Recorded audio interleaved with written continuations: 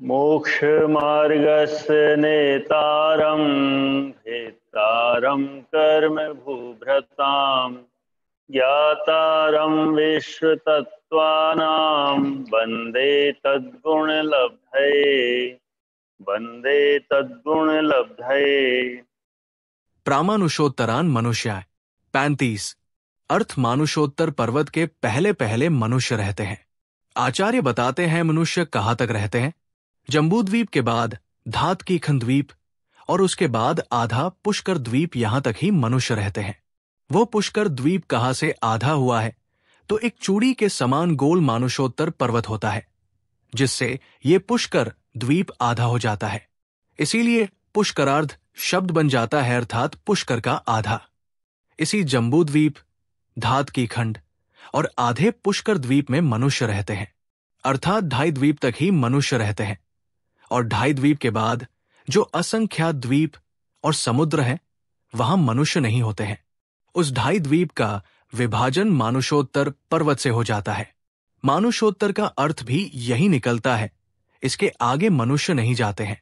कोई भी देवता किसी भी मनुष्य को उस ओर नहीं ले जा सकता है। 2.5 द्वीप में ही 2 समुद्र लवणोद्धि व कालोद्धि है। इस 2.5 द्वीप के बाहर विद्याधर भी अपने विमानों से नहीं जा सकते हैं।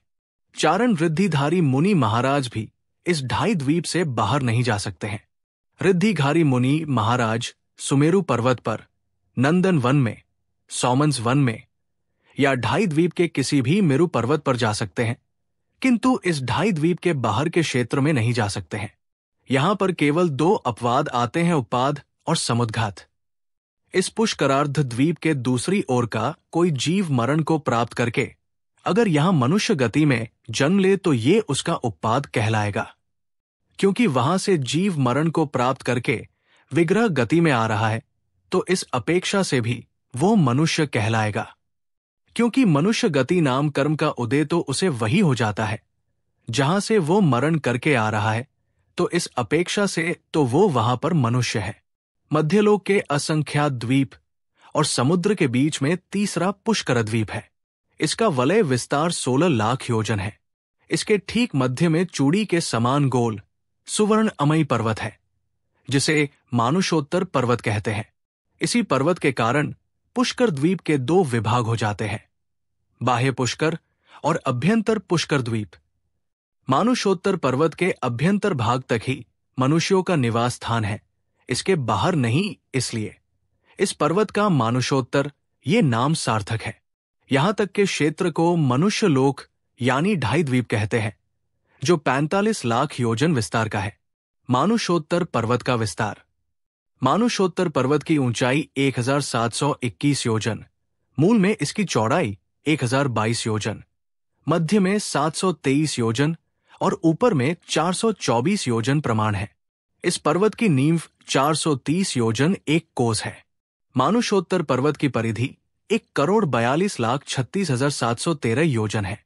मानुषोत्तर पर्वत की हिनाधिक रूप चौड़ाई मनुष्य लोक के बाहर की और है मनुष्य लोक की, और तो ये नीचे पृथ्वी से लेकर ऊपर अंत पर्यंत कुएं की दीवाल के समान सीधा ऊंची है। बाहर की और नीचे से ऊपर पर्यंत क्रमशः कम होता गई है। इस पर्वत के शिखर पर मनुष्यलोक की और 4000 धनुष ऊंची 1250 धनुष चौड़ी सुवर्णमी वलयकार एक वेदी है। ये पर्वत अर्ध यवराशि के समान अथवा नीचे मुख करके बैठे हुए सिंह की आकृति के सदृश प्रतीत होता है। राजवार्तिक 3/34। कूट।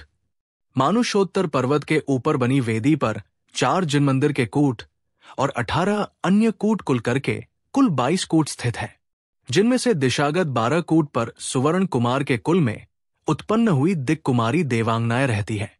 विदिशागत 6 कूटों पर दिव्य प्रसाद बने हैं, जिन पर गरुड़ कुमार जाति के देव अपने वैभव के साथ रहते हैं। इन 18 कूटों के अग्रभाग में अर्थात मनुष्य लोक की तरफ चारों दिशाओं में 4 सिद्धायतन कूट है, जिन पर स्वर्ण एवं रत्नों से निर्मित अकृत्रिम चैत्यालय बने हुए हैं। इन चैत्यालय में देवों से पूज्य अकृत्रिम जिन प्रतिमाएं विराजमान हैं। ये सभी कूट 500 योजन ऊंचे, नीचे मूल में भी 500 योजन चौड़े, ऊपर अंत में 250 योजन चौड़े गोलाकार सुवर्णमयी कूट है। मानुषोत्तर पर्वत की गुफा।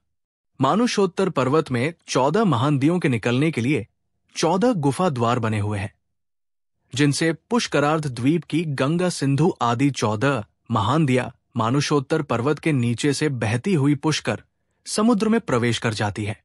ये सभी गुफा द्वार अपने पर्वत की चौड़ाई के समान 1022 योजन लंबे तथा नदी की चौड़ाई से 1.5 गुनी चौड़े हैं। मानुषोत्तर पर्वत के बाहर कोई भी मनुष्य नहीं जा सकता, चाहे विद्याधर हो या आकाशगामी रिद्धिधारी महामुनीश्वर। यही कारण है कि इस पर्वत के बाहर नंदीश्वर द्वीप के दर्शनों का सौभाग्य मनुष्यों को नहीं मिल पाता है। ये पर्वत मनुष्य लोक की सीमा निर्धारण करने वाला होने से मानुषोत्तर इस नाम को धारण कर रहा है। मनुष्य इस मानुषोत्तर पर्वत का उल्लंघन नहीं कर सकते हैं। इसमें नियोग ही एकमात्र कारण है, ऐसा समझना चाहिए। मानुषोत्तर पर्वत के आगे मनुष्य पाए जाने की अवस्था। मानुषोत्तर पर्वत के बाहर केवल केवली समुद्घात, मारणांतिक समुद्घात और उपपाद की अपेक्षा ही मनुष्य का अस्तित्व माना गया है। उपपाद मानुषोत्तर पर्वत के बाहर के जीव यदि मरकर मनुष्य पर्याय में उत्पन्न होते हैं, तो विग्रह गति में मनुष्यायु का उदय होने से मानुषोत्तर पर्वत के बाहर मनुष्य का अस्तित्व है। केवली समुद्घात में केवली के आत्म प्रदेश सारे लोकाकाश में फैल जाते हैं, उनके मनुष्य आयु का उदय है। मारणांतिक समुद्घात में मनुष्य के प्रदेश मानुषोत्तर पर्वत के उस ओर जन्म लेना हो तो जाते हैं, तब मनुष्य आयु का उदय रहता है।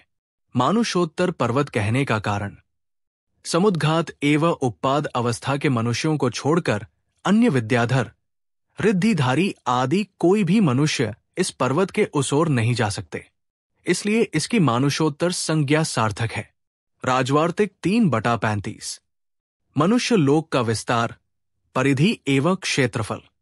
चित्रा पृथ्वी के ऊपर त्रसनाड़ी के बहुमध्य भाग में 45 लाख योजन प्रमाण विस्तार वाला अतिगोल मनुष्य लोक है। तिलोय पर्णति 4/6।